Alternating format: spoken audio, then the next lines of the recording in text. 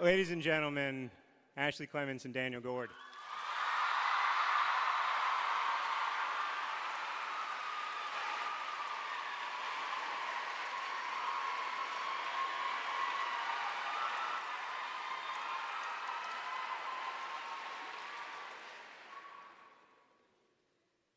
We left the Franks' living area, but we were still in the museum. A long, narrow hallway showed pictures of each of the annex's 8 residents and described how and where and when they died.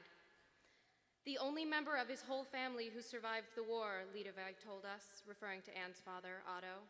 Her voice was hushed, like we were in church. But he didn't survive a war, not exactly. He survived a genocide. True, Liedewig said. I do not know how you go on without your family. I do not know.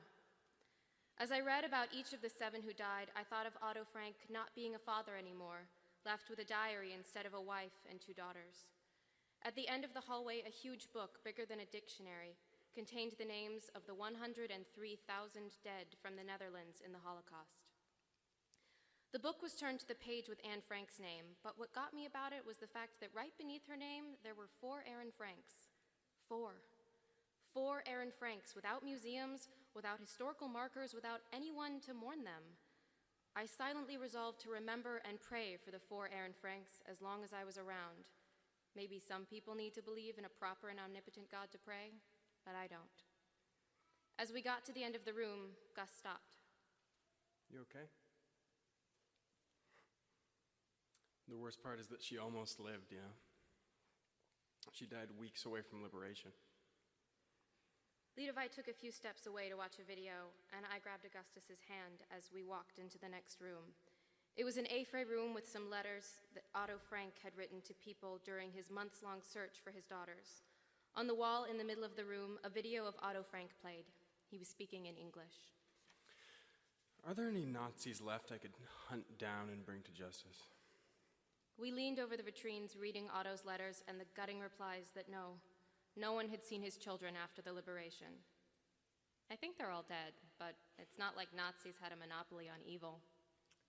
True. That's what we should do, Hazel Grace. We should team up and be this disabled vigilante duo roaring through the world, righting wrongs and defending the weak, protecting the endangered. Although it was his dream and not mine, I indulged it. He'd indulged mine, after all.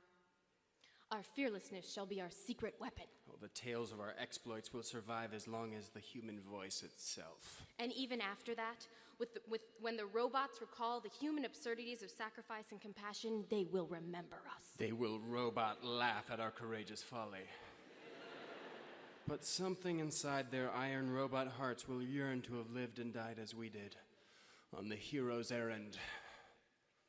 Augustus Waters. I looked up at him thinking that you cannot kiss someone in the Anne Frank house. And then thinking that Anne Frank, after all, kissed someone in the Anne Frank house. And that she would probably like nothing more than for her home to have become a place where the young and irreparably broken sink into love. I must say, Otto Frank said on the video in his accented English, I was very much surprised by the deep thoughts Anne had. And then we were kissing. My hand let go of the oxygen cart and I reached up for his neck and he pulled me up by my waist onto my tiptoes. As his parted lips met mine, I started to feel breathless in a new and fascinating way. The space around us evaporated and for a weird moment, I really liked my body.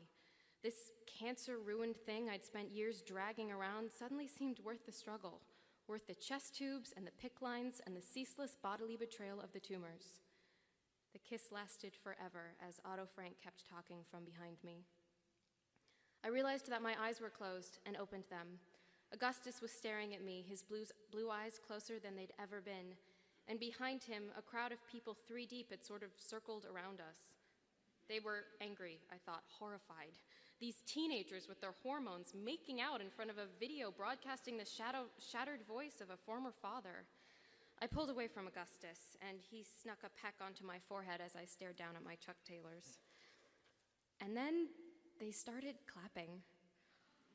All the people...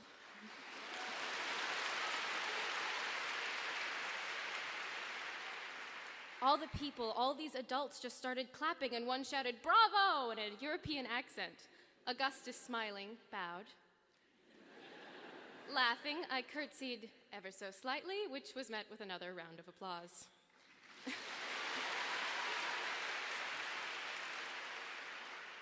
We made our way downstairs, letting all the adults go down first, and right before we got to the cafe, where blessedly an elevator took us back down to the ground level in the gift shop, we saw pages of Anne's diary and also her unpublished book of quotations. The quote book happened to be turned to a page of Shakespeare quotations. "For who so firm that cannot be seduced," she'd written. Levi drove us back to the Philosophe. Outside the hotel, it was drizzling, and Augustus and I stood on the brick sidewalk, slowly getting wet. You probably need some rest. I'm okay. Okay. What are you thinking about? You? What about me?